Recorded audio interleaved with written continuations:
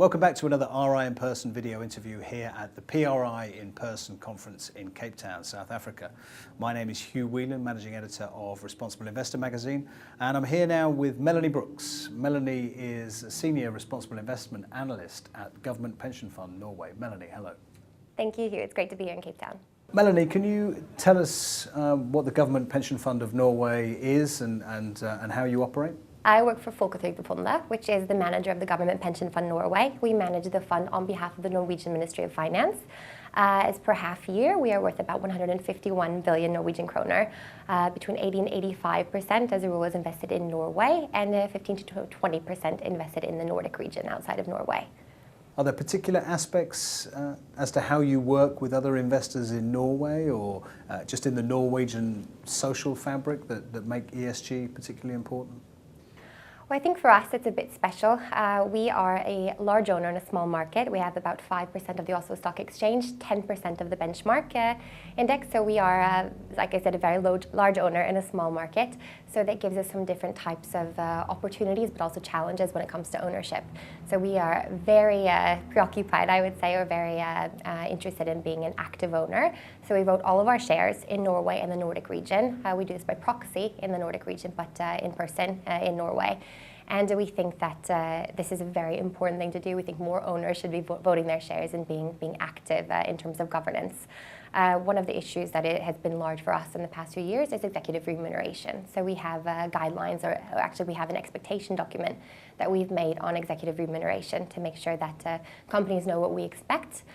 We also have expectation documents, or what we call veiledninger in Norwegian, but it's more of we tell the companies what type of international guidelines we look at and what we expect from them, and then we give some recommendations for different activities that they could do to follow up with those guidelines.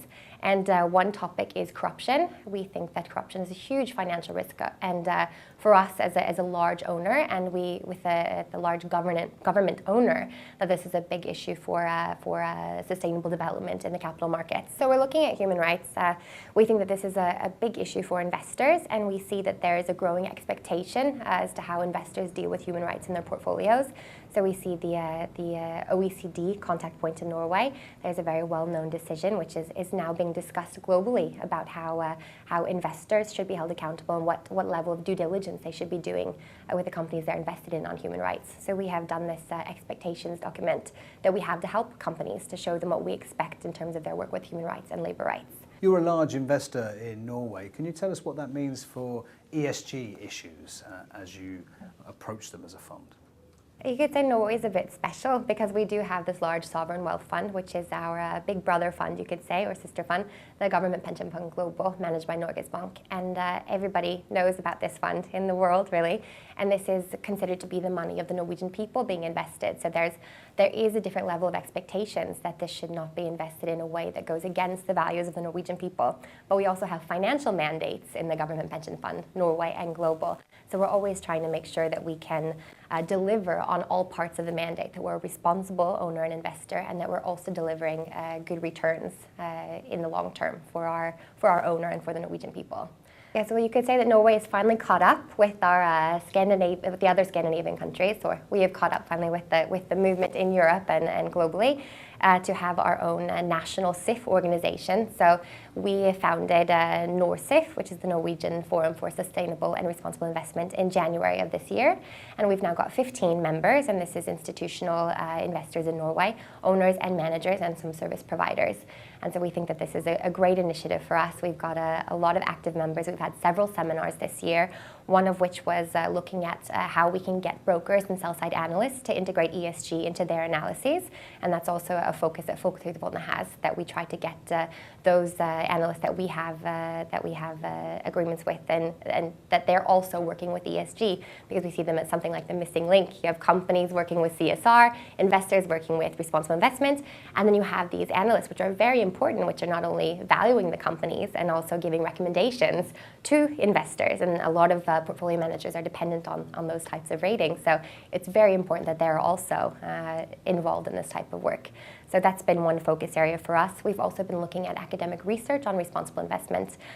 In Norway, you would think with the large funds that we have committed to responsible investing, that there was already a great accept in the market for this type of activity. But you'd see there's actually still a lot of skepticism as to whether you can be a responsible investor and also a successful financial investor. So we had a seminar recently about showing how you can integrate ESG into portfolio management and also have good returns and lower volatility in the portfolio. So those are two things. And we've also got a project we're working on in Norsef to do a survey around Norwegian universities and business schools to see how they teach responsible and sustainable investments, if they do at all, and also what type of research activities they have going on in this area.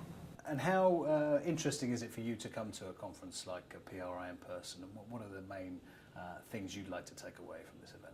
We think everything is interesting, coming to this type of conference. For us, it's really just making sure we're on the right track. We've been working with responsible investment for many years, and we have what we feel are good guidelines and good policies in place, but it's always to just go even further to deliver even better on those expectations that we have made for ourselves, and to make sure that we're focused on the right topics. So when you come to PRI, you get to see what other investors are doing, what's going on in the academic world, what the international community is expecting, what new laws and regulations are coming.